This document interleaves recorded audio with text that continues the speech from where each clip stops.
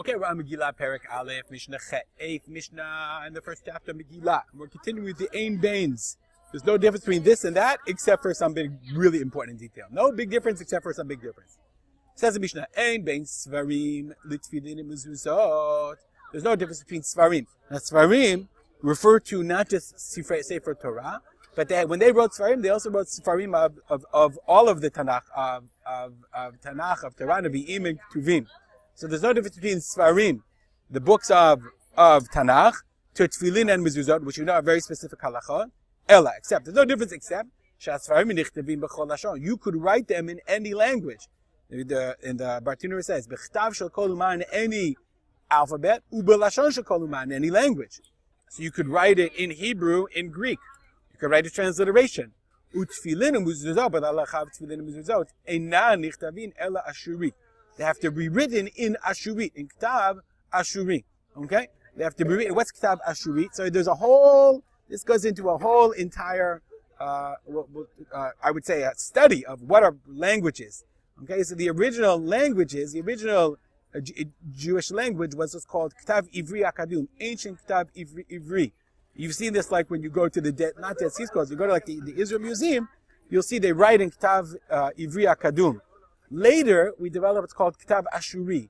Ktav Ashuri is the one that's much closer to the language. This is our squared, mirubah, squared alphabet. But this is the Ktav Arami, the Ktav Ashuri that's referred to. And you look at the Dead Sea Scrolls, they developed, Chazal instituted that official, they switched over and they said that the official writings, the halachic writings, had to be written in this Ktav Ashuri. I'm pretty sure this is what's referred to as Ktav Ashuri. And this was what's called Ktav Ivri. And that's why when you go to like ancient written sources, when they find things in biblical times, we can't read them unless you know how to read this, which is pretty cool. Nonetheless, so the Mishnah says that Tefillin and Mezuzot have to be written in Ktav Einan Nichtavin Ela B'Ashurit, whereas the Svarim, the books can be written in any alphabet, in any language. Gamliel says, Af b'svarim lo hitiru shikatvu ela Yevanit. Chazal only permitted svarim. You can't write them in any alphabet in any language. They can only be written in Greek. Now, this is a really interesting historical Mishnah. The Bartenura says, why Yevanit? Because it says, Yaft Elohim liyefet. The God, the Yafeh. The beauty of God is to Yefet. And Yishkon ba'alei Shem. Yafeh fuyuto shel Yefet. The beauty of Yefet, kolomar, meaning, halashon hayafeh shebechol b'nei Yefet. Yishkon ba'alei Shem. The language, the beautiful language of Bnei Yefet, i.e. the Greeks, they should dwell in the tents of Shem.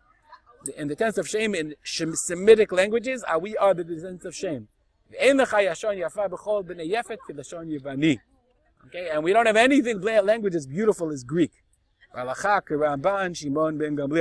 followed Rabbi Shimon ben Gamliel. A really interesting Mishnah. We don't have the time to go into it, but the historical interest about Greek, the beauty of the Greek language, and how Rabbi Shimon ben Gamliel was attracted to it. Bartenura says, "Bizman hazeh avad oto lashon Yevani." We lost this ancient Greek.